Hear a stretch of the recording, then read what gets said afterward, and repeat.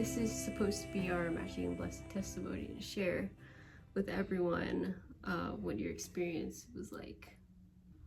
Yeah. So I think the first thing, it starts with you. You're never really going to be ready because there's a lot of components to being ready, to being in the right place.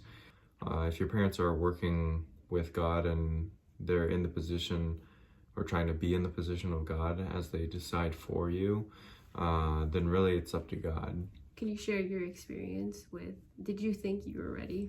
Initially I thought like, through prayer and through all these other things that you can do, you can set conditions and other things. I believed I was there.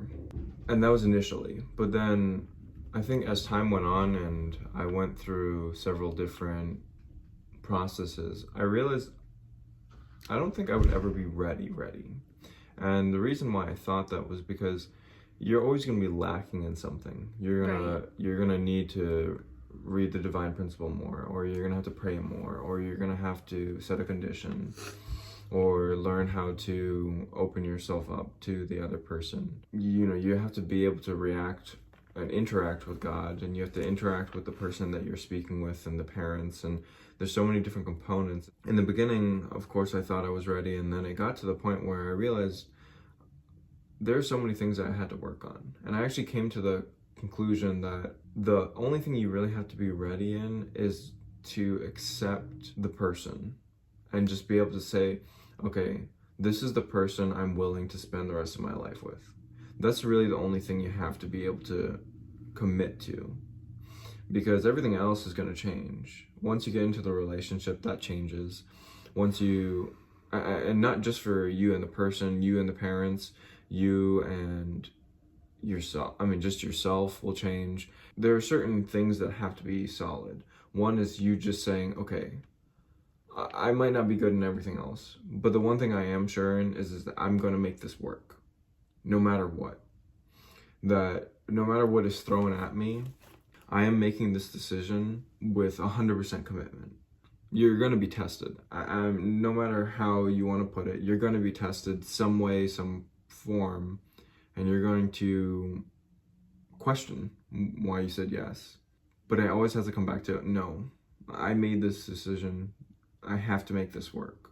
You have to make it work for yourself, and you have to make it work because of the understanding of the divine principle gave us. You are eternally connected to this one person. You're not only internally connected, you are in God's lineage as well. Right. So it's that full commitment that you are entering you're trying to keep God's command. Right. You told your parents, and did you tell your parents? Were you the first person? No, so for our process, my mom had originally contacted Maryanne, and I think it was like a year later when I approached my parents and was like, hey, I like Maryanne's profile, can we go ahead? And that's when my mom was like, well, we already tried, and Maryanne is not really responding. That's so funny. Not really going ahead with anything. So my mom wasn't responding, wasn't she attentive. Just wasn't attentive to any of it, and for whatever reason, my mother felt maybe this wasn't such a good idea. Yeah. But I was like, well, no, let's just keep trying. This is like one of the first candidates that I'm kind of pushing for, and so my parents did try, and we eventually got into contact, and it was confusing. It wasn't very clear. There was one event I went with my sister, Sunmi.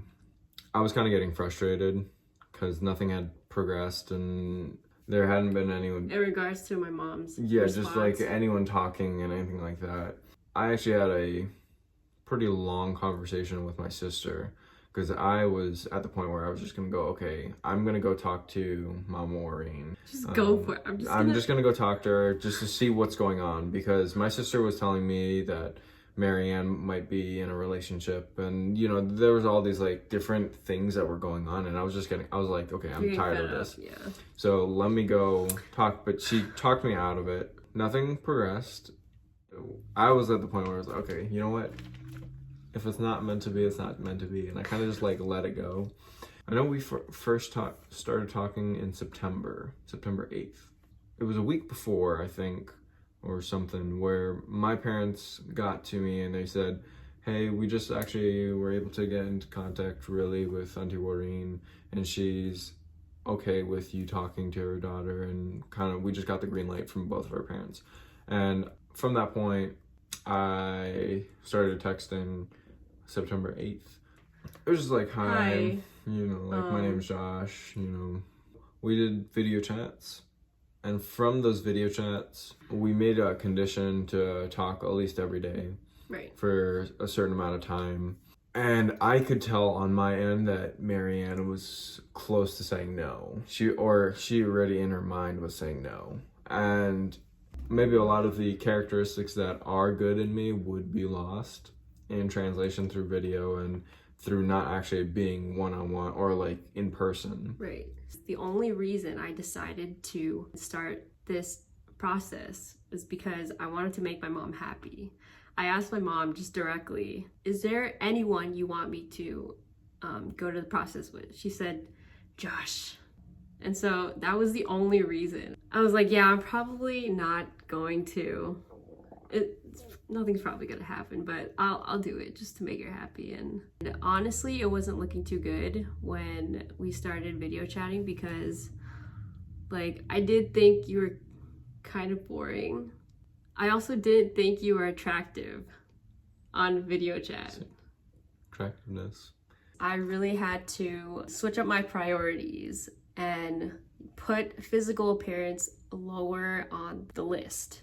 I could see that she was kind of close to saying no. So instead of, you know, saying, okay, let's just call it quits, why don't we wait until we meet in person? Because I knew that could sway things. And maybe not for the better. I mean, I didn't know. We decided to meet at Throw Out of Iron and then talk it over then. I was in Colorado at the time and she was in Pennsylvania. I came a little bit early. We started to talk. I could tell that through our conversations, at this point I was pretty much like, okay, let's go with it. I think this is a good match.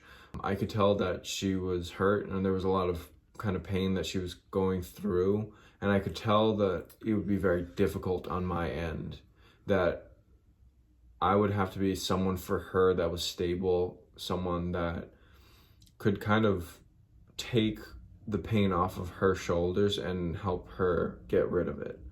I didn't know to what extent, but I knew that's kind of a role that I would have to play. I would have to play that cushion for her a little bit. I could see that she was fighting with herself. The only thing I was struggling with was physical appearance. I mean, you were right for me in every aspect.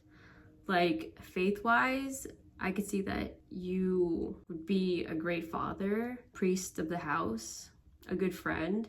Do I want to look at physical attractiveness, or do I want to look at the quality of the person? Josh was clearly the kind of guy that I needed, but not necessarily the guy that I wanted. But now I understand that really, like, what you need is what you want, really.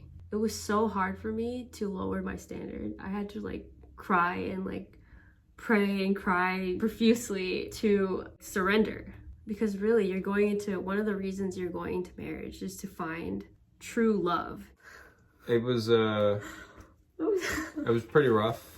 I'm sorry.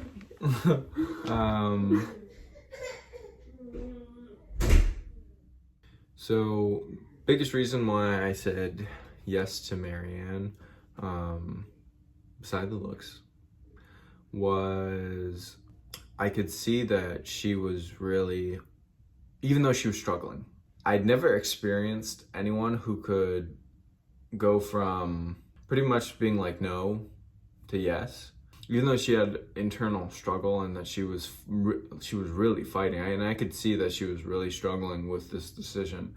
And, you know, I mean, she had made it known to me as well. I could see that the side that was good in her, that was really aligned with God's providence. It was really aligned with God. And I could see almost good and evil in her being played out. And I could tell that if we were able to make it work and she was able to be victorious on God's side, that we would be able to do so much. So that's what I was rooting for. And so that's why I pushed, and I kept fighting for her, even though, you know, I was kind of hurting a little bit more than I had anticipated. I did push, and now here we are. We're almost at our 3-year anniversary. So yeah. So from there we said yes, and yeah, we got blessed. And yeah, we got blessed. We moved into Pennsylvania house. And I gotta say, with the wait. blessing day. Blessing? No, we're not. Well, with your blessing day, if you're planning to make it full circle and consummate, get a hotel room or find some place where no one else is. It's just going to be easier on everyone.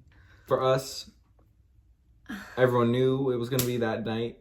I definitely, being the immature, non-understanding, and trying to save money and stuff like that, I was like, oh, it's going to be fine.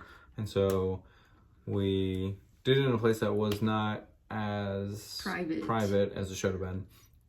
And Maryanne's slightly scarred still from that. I was so mad. I was furious. She's really embarrassed. And yeah. anyways, go far away. Go. You don't have to go far away. No, just go away. Go far away. Go far. It's just awkward. Okay. Some people make sounds, some people don't, and you never know what's gonna happen. So just go somewhere else. Don't be in front of or around people who might be at the door. Sex is supposed to be beautiful. Even your father said, what did your father say? I'm gonna butcher it, but essentially that all three generations should be in the same room. So your grandparents, parents, and it's kind of the idea. But it's like it should be so sacred and so beautiful that everyone can kind of. Some people are like don't talk about that. Don't talk about sex. Most people are uncomfortable talking about sex. Like it's something that one is natural. It's something that is necessary as well. It's something that for some people is the best thing in the world. It's one of the most intimate things that you can experience. Actually, it is the most intimate thing that you can experience with your spouse. It's not the only time, but it's one of the only times where you, your wife or husband, God can all be there at one point. So it's sacred, but it's something that is beautiful and actually should be talked about. It should be something that, you know, you look at and you're not like, oh my God, we shouldn't talk about that. That's disgusting. Like, let's not talk about it. That should be a separate conversation. Don't talk about it. Because it's not like we don't all have sex eventually. You know, I mean, we all do, and it should be talked about. It should be It should be talked about in a very healthy light. Yeah, stay far away from random people. I don't remember us being loud. I think they just assumed because they knew. I don't think we were being loud, but they were probably. Next thing I know, these women come up to sun me. They go up to sun me. They didn't come to me or you. On their knees, asked us to leave when I was paying rent. Anyways, I don't want this to be like tea or anything. We left, and then, that was the most embarrassing thing I've ever experienced. Okay.